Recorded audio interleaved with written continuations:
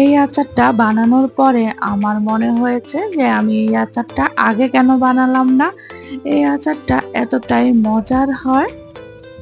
আসসালামু আলাইকুম, আফরোজা কুকিংয়ের নতুন আরেকটা ভিডিও দেখার জন্য ওয়েলকাম জানাচ্ছি সবাইকে। এখানে আমি 1 কেজি আম নিয়েছি। আমটাকে ভালো করে ধুয়ে শুকনো করে বাকলটা ছাড়িয়ে 2 ভাগ করে কেটে নিয়েছি। আমের মধ্যে যেন কোনো পানি না থাকে খেয়াল রাখতে হবে।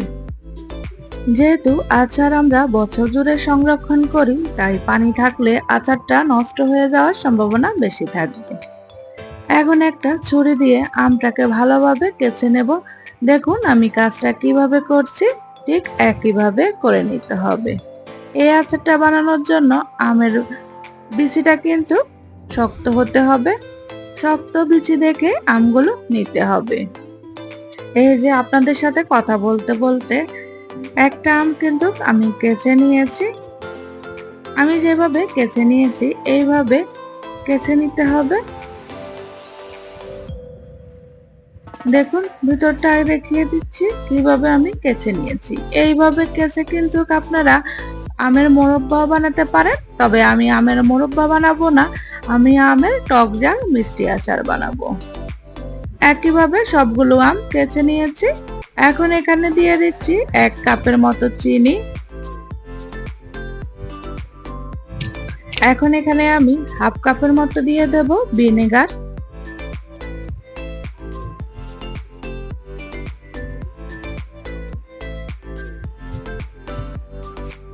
এখন চিনি আর ভিনেগার আমের সাথে ভালোভাবে মিশিয়ে নেব।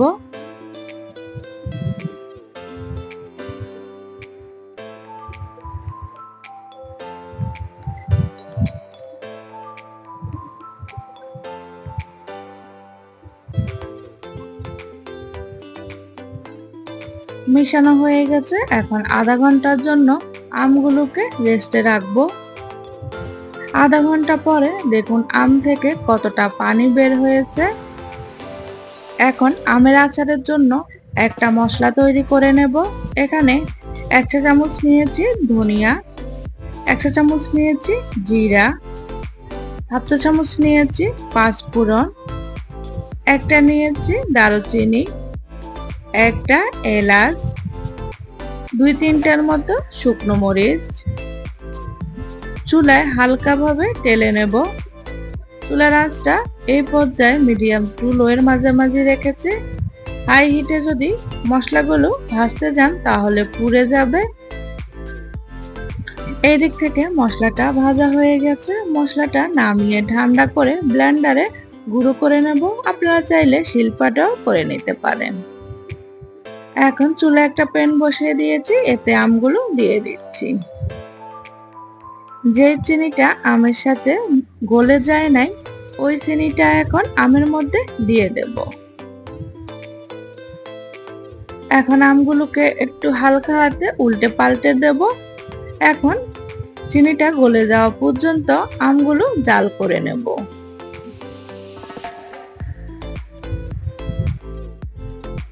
চিনিটা গলে গেছে। এখন এখানে অন্যান্য মশলাগুলো দিয়ে দিচ্ছি। এখানে দিয়েছি 1/2 চা চামচের মতো লবণ, 1/2 চা চামচের মতো হলুদের গুঁড়ি, 1/2 চা চামচের মতো মরিচের গুঁড়ি। এখন আমের সাথে মশলাগুলো ভালোভাবে মিশিয়ে নেব।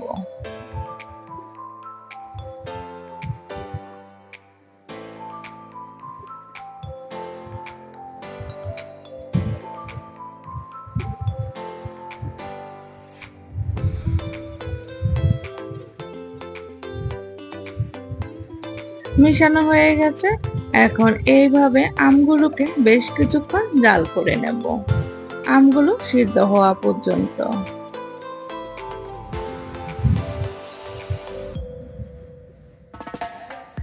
দেখুন অনেকটা আম সিদ্ধ হয়ে আসছে। এই পর্যায়ে আমগুলো কিন্তু খুব সাবধানে উল্টে পাল্টে দিতে হবে, নয়তো আমগুলো ভেঙে যেতে পারে। বেশ কিছুক্ষণ আমগুলো সিদ্ধ করে নিয়েছি। এখন আগে থেকে যে মশলাটা তৈরি করে নিয়েছি ওই মশলা পুরোটাই দিয়ে দেব। এখন একটু আমের সাথে ভালোভাবে মশলাটা মিশিয়ে নিচ্ছি। এই পর্যায়ে খুব সাবধানেই কিন্তু আমগুলোকে নাড়তে হবে, যেহেতু আমটা অনেকটাই সিদ্ধ হয়ে গেছে আর আমটা এখন খুব নরম আছে। মশলা আমের মধ্যে ভালোভাবে মিশিয়ে নিয়েছি। এইভাবে আরো 5 মিনিটের মতো রান্না করব, যাতে আমগুলো 100% সিদ্ধ হয়ে যায়। এই যে আমগুলো একদম সিদ্ধ হয়ে গেছে, আমের টক ঝাল মিষ্টি আচারটা রেডি হয়ে গেছে। এখন ঠান্ডা করে পরিবেশন করব। আশা করছি আমার রেসিপিটি আপনাদের ভালো লেগেছে। ভালো লাগলে প্লিজ আমার চ্যানেলটিকে সাবস্ক্রাইব করবেন আর একটা লাইক দিয়ে দেবেন।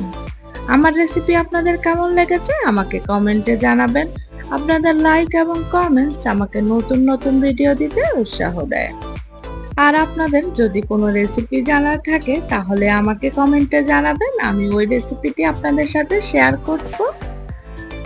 তো একটা আম আমি আপনাদেরকে দেখিয়ে দিচ্ছি কতটা সফট হয়েছে। এই আচারটা যেমন বানানো সহজ, খেতে কিন্তু দুর্দান্ত মজার। তো আজকের ভিডিওটা এই পর্যন্তই। ভালো থাকবেন সবাই।